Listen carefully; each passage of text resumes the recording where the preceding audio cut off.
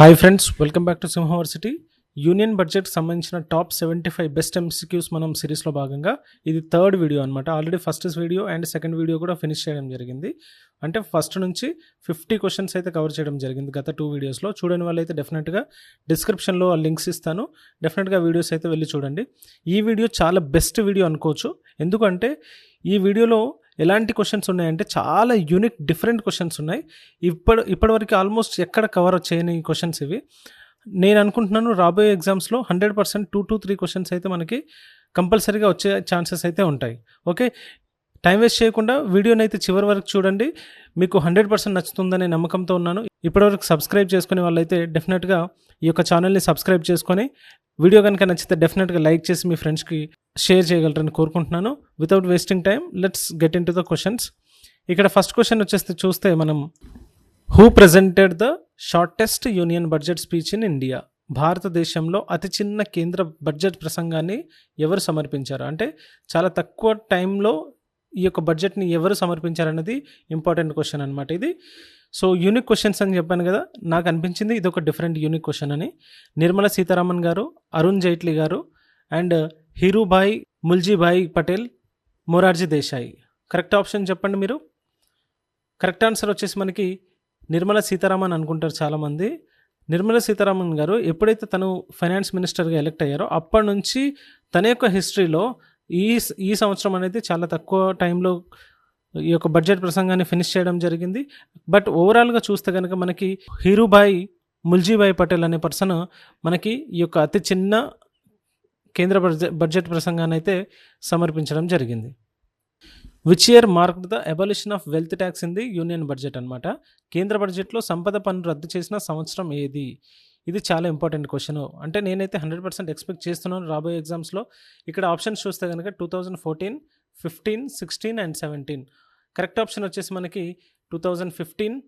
Okay, 2015లో ఈ యొక్క wealth ట్యాక్స్ని abolish చేయడం జరిగింది. ఓకే, నెక్స్ట్ క్వశ్చన్ చూస్తే కనుక, which ancient India text provides detailed accounts of state finances, taxation and governance? ఏ ప్రాచీన భారతీయ గ్రంథం రాష్ట్రం యొక్క ఆర్థికం, పన్నులు మరియు పాలన యొక్క వివరణాత్మక వివరాలను అందిస్తుంది అంటున్నారు. ఇక్కడ ఆప్షన్ చూస్తే కనుక అర్థశాస్త్ర, మనుస్మృతి, మహాభారత, ఋగ్వేద. దీనికి సంబంధించింది ఇది అర్థశాస్త్ర అనేది కరెక్ట్ ఆప్షన్ అనమాట. అర్థశాస్త్ర అనేది కరెక్ట్ ఆప్షన్. నెక్స్ట్ ఇక్కడ క్వశ్చన్ చూస్తే, when was income tax introduced in the union budget? Income ట్యాక్స్ని ఏ సంవత్సరంలో ప్రవేశపెట్టడం జరిగింది? ఇక్కడ చూస్తే కనుక మనకి ఇన్కమ్ ట్యాక్స్ యాక్ట్ గుర్తుకొస్తుంది, కానీ ఇన్కమ్ ట్యాక్స్ యాక్ట్ కాదు ఇది.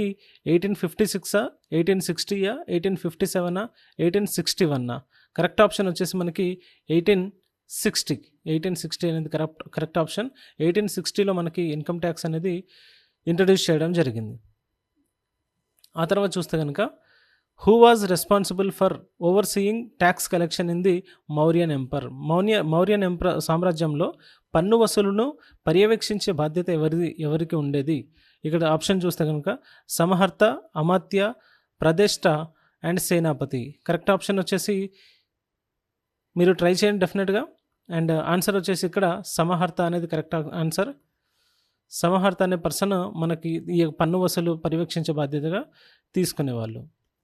నెక్స్ట్ చూస్తే కనుక, which dynasty introduced an advanced irrigation tax system to ensure sustainable agriculture productivity?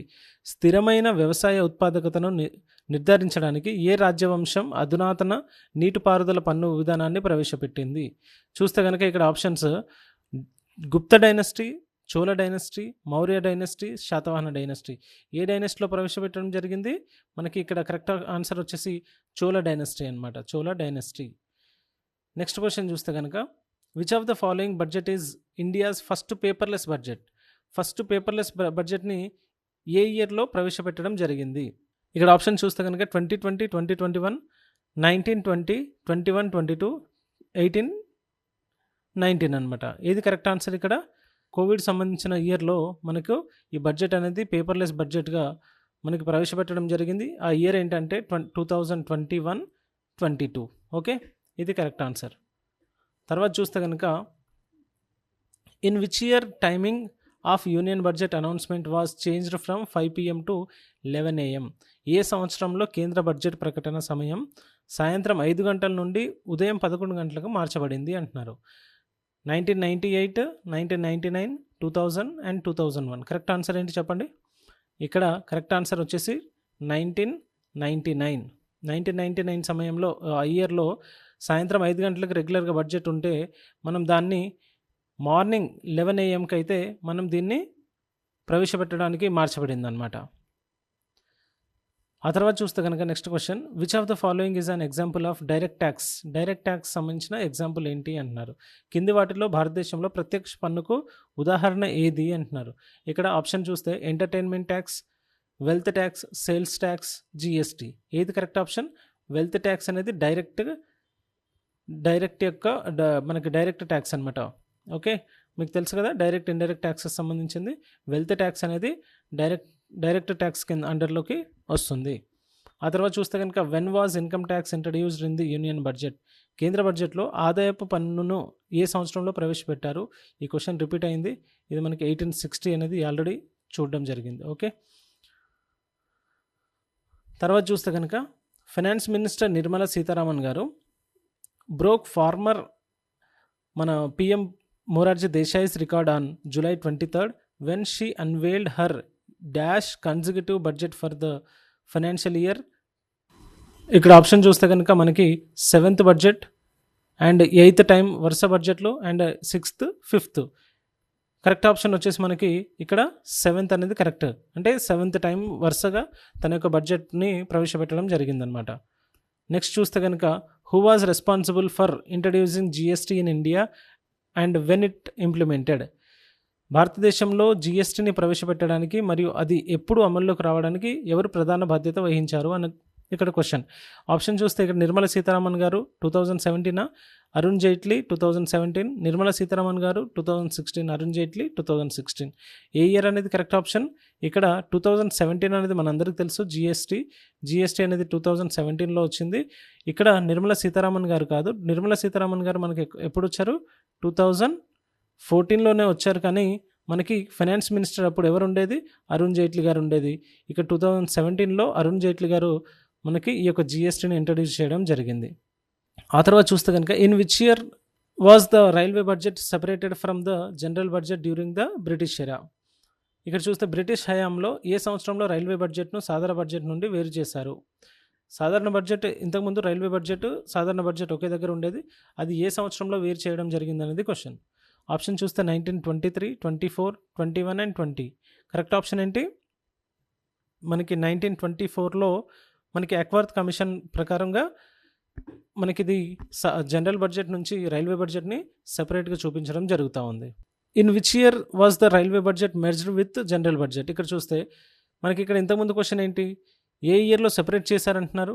1924. 1924 నుంచి ఏ ఇయర్ వరకు మనకి ఈ యొక్క సెపరేట్ బడ్జెట్ చూపించడం జరిగింది. ఆ తర్వాత ఏ ఇయర్లో మనకి విలీనం చేశారనేది క్వశ్చన్. ఇక్కడ కరెక్ట్ ఆప్షన్ చూస్తే కనుక మనకి 2017 వరకు మనకి సెపరేట్గా చూపించడమే జరిగింది. సో 2017 అనేది కరెక్ట్ ఆప్షన్. అప్పటి నుంచి మళ్ళీ మనకి సాధారణ బడ్జెట్లో మళ్ళీ సెపరేట్ బడ్జెట్, రైల్వే బడ్జెట్, సాధారణ బడ్జెట్ అనేది సెపరేట్ కాకుండా యూనియన్ బడ్జెట్ లాగా అది కంబైన్గా వస్తుంది ఇప్పుడు ప్రజెంట్ అయితే. ఓకే, నెక్స్ట్ క్వశ్చన్ చూస్తే కనుక which Indian finance minister introduce the concept of service tax in the union budget. కేంద్ర బడ్జెట్లో సేవా పన్ను భావనను ప్రవేశపెట్టిన భారత ఆర్థిక మంత్రి ఎవరు? ఇక్కడ చూడండి, సేవా పన్ను సర్వీస్ ట్యాక్స్ని ప్రవేశపెట్టిన భారత ఆర్థిక మంత్రి ఎవరు? ఇక్కడ ఆప్షన్స్ చూస్తే నిర్మలా సీతారామన్, అరుణ్ జైట్లీ, మన్మోహన్ సింగ్, మొరార్జీ దేశాయ్. ఏది కరెక్ట్ ఆప్షన్? ఇక్కడ మన్మోహన్ సింగ్ గారు కరెక్ట్ ఆప్షన్. ఇక్కడ మన్మోహన్ సింగ్ గారు ఈ యొక్క సర్వీస్ ట్యాక్స్ని ఇంట్రడ్యూస్ చేయడం జరిగింది. ఓకే, సో ఇది కంప్లీట్ ఆల్మోస్ట్ ఒక 20 క్వశ్చన్స్ ఉన్నాయి. ఈ 20 క్వశ్చన్స్లో మనకు అట్లీస్ట్ ఒక 2 to 3 క్వశ్చన్స్ అయితే మనకి రాబోయే ఎగ్జామ్లో అయితే వస్తుందని నమ్మకం అయితే ఉంది. ఎందుకంటే ఈ క్వశ్చన్స్ రాబోయే ఎగ్జామ్లో 100% మీకు హెల్ప్ అవ్వాలని కోరుకుంటున్నాను. వీడియో నచ్చిందా? డెఫినెట్గా లైక్ చేయండి. లైక్ చేస్తే నాకు సపోర్ట్ దొరుకుతుంది. డెఫినెట్గా ఈ వీడియోని షేర్ చేయండి అండ్ సబ్స్క్రైబ్ చేసుకోవడం మర్చిపోవద్దు. నెక్స్ట్ వీడియోలో మళ్ళీ కలుద్దాం. Until then take care. Bye bye.